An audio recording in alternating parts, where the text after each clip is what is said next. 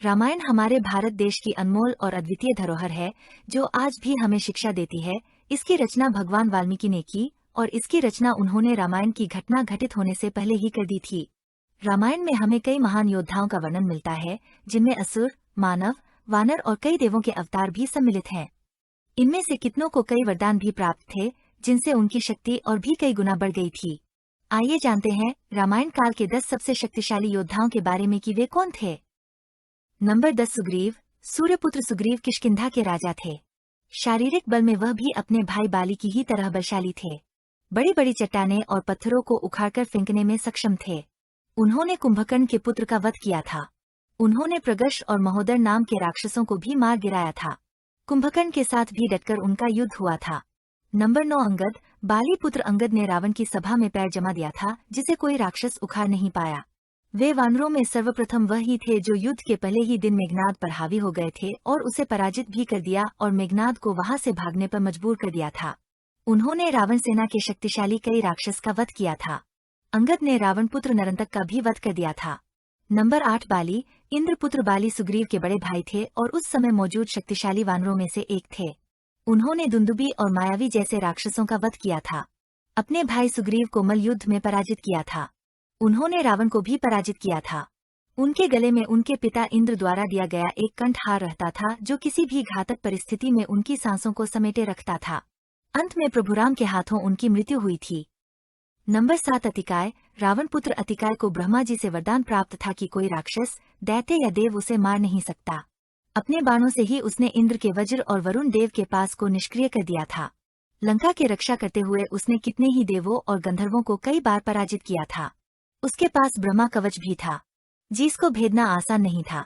वायुदेव के कहने पर लक्ष्मण जी ने ब्रह्मास्त्र चलाकर उसका वध किया था। नंबर 6 कुंभकर्ण। कुंभकर्ण शारीरिक बल में रावण सेना का सबसे शक्तिशाली योद्धा था। उसने अपने भाई रावण की इंद्र पर विजय पाने में सहायता की थी।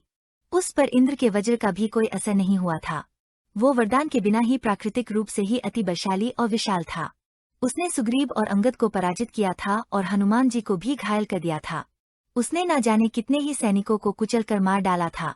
श्री राम ने जिस अस्त्र से बाली का वध किया था, वे अस्त्र उस पर बेअसर हो गए थे, जिसने श्रीराम को भी अचंभित कर दिया था और उनके व्याव्यास्त्र जैसे दिव्यास्त्रों के प्रहार से भी वह जीवित बच गया था। अंत में श्रीराम को पहले उसकी दोनों भुजाओं को काटना पड़ा, फिर उसके दोनों पैर काटे और फिर इंद्रास्त्र चलाकर कुंभकर्ण का मस्तक उसके धड़ से अलग कर दिया, जिससे उसकी मृत्यु हो गई। नंबर 5 मेघनाद। रावण पुत्र मेघनाद अपने पिता की ही तरह एक अति शक्तिशाली योद्धा था। उसने इंद्र को पराजित करने से पहले मारुत, आदित्य और वसुओं को परास्त किया था और देवराज इंद्र को पराजित करने के बाद उसका नाम इंद्रजीत पड़ा। उसके अस्त्रों को अचूकता तथा अजयता का वरदान था, जो उसे और भी शक्तिशाली बनाते थे। उसे त्रिदेवों के प्रमुख अस्त्रों का ज्ञान था और निकुंभील यज्ञ को संपूर्ण कर लेने के बाद उसे पराजित करना असंभव हो जाता। उसे तामसी और मायावी शक्तियां का भी ज्ञान था, जिससे वह अदृश्य हो जाता था और अपने शत्रु पर प्रहार करता था। लक्ष्मण जी ने 3 दिन तक युद्ध कर उसका वध किया था।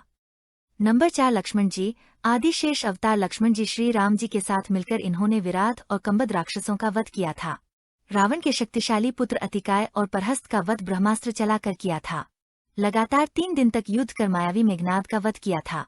रावण ने ब्रह्मा जी के भाले से लक्ष्मण जी को मूर्छित जरूर कर दिया था, पर कुछ अवसर पर लक्ष्मण जी भी रावण पर हावी हुए थे और उनके पास श्रीराम की तरह कई दिव्यास्त्र थे, जिनका उपयोग कर वो रामायण काल में किसी भी योद्धा को परास्त करने में सक्षम थे।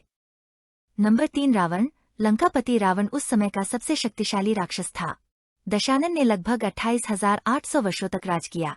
वो भगवान शिव का परम भक्त था। उसने कैलाश पर्वत को अपने भुजाबल से उठा लिया था। उसे अनेक वरदान मिले थे। उसने त्रिदेवों को छोड़ इंद्र, यम, वरुण जैसे 30 देवों, यक्षों, गंधर्वों, ग्रहों, दैत्यों आदि को पराजित कर तीनों लोगों पर विजय पाली थी। कुबेर को परास्त कर उनका पुष्पक विमान छीन लिया था। ब्रह्मा जी की तपस्या कर कई वरदान प्राप्त किए थे। श्रीराम को भी उसका वध करने के लिए 7 दिन तक लगातार युद्ध करना पड़ा था। श्रीराम के कई दिव्यास्त्र भी उस पर विफल हो गए थे। जिन दिव्यास्त्रों से श्रीराम ने पहले कई शत्रुओं का आसानी से वध किया था, वो अस्त्र उस पर बेअसर हो गए थे। अंत में श्रीराम ने ब्रह्मा जी की एक विशेष अस्त्र से उसका वध कर दिया था। नंबर 2 महावीर हनुमान। बजरंग बली और प्रभु श्रीराम में तुलना नहीं की जा सकती। दोनों की शक्तियां अतुलनीय है, इसलिए हमने पहले भक्त शिरोमणि महावीर हनुमान जी को नंबर 2 पे रखा है। वायुपुत्र हनुमान जिनके नाम लेने मात्र से ही डर समाप्त हो जाता है और साहस की अनुभूति होती है, जिनकी शक्ति और बल को माप पाना असंभव है। उनका सबसे शक्तिशाली अस्त्र है प्रभु राम की भक्ति।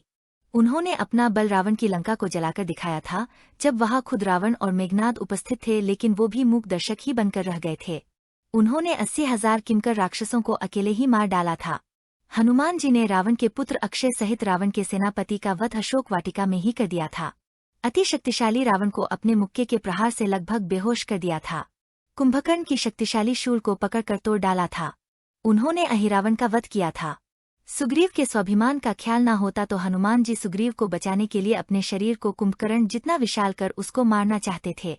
ब्रह्मा जी के वरदान के कारण कोई अस्त्र शस्त्र उन पर प्राण घातक असर नहीं कर सकता था। मेघनाद के ब्रह्मास्त्र वे स्वेच्छा से नतमस्तक हुए थे। महाभारत के वन पर्व में उन्होंने भीम से कहा था कि अगर श्री राम के शौर्य की चिंता न होती तो वो खुद रावण को मार देते। नंबर 1 श्रीराम। प्रभु श्रीराम, जिनको उस समय तीनों लोकों में कोई पराजित नहीं कर सकता था। उनके बाणों में इतनी शक्ति थी कि वे महासागरों को सुखा सकते थे, पर्वतों को विदीर्ण कर सकते थे और किसी भी युद्ध में प्रलय ला सकते थे। कोई ऐसा दिव्यास्त्र या शस्त्र नहीं था जो उनके पास नहीं था। भगवान शिव के पाशुपतास्त्र, त्रिशूल से लेकर भगवान विष्णु के सुदर्शन चक्र, वैष्णवस्त्र और ब्रह्मा जी के सभी दिव्यास्त्र उनके पास थे। भगवान शिव के जिस धनुष को देव, नाग, यक्ष, राक्षस न उठा सके थे, श्री राम ने उस धनुष को न सिर्फ उठाया बल्कि तोड़ भी दिया था। श्री राम ने खर और दूषण सहित उसकी 14,000 राक्षसों की शक्तिशाली सेना को मार डाला था। उन्होंने ताड़का, सुबाहु, मारीच जैसे अति बलशाली असुरों का वध किया था, कुंभकर्ण को पराजित कर उसका वध कर दिया था और अंत में 3 लाख से अधिक राक्षसी सेना सहित रावण का भी वध कर दिया था। प्रभु श्रीराम के बारे में बताने के लिए ये वीडियो पर्याप्त नहीं है, इसलिए हम अब आपसे विदा लेते हैं। तन मेरे राम का, मन मेरे राम का, जोर से बोलो जय श्री राम का। आज के वीडियो में बस इतना ही। जाने से पहले लाइक शेयर सब्सक्राइब जरूर करें।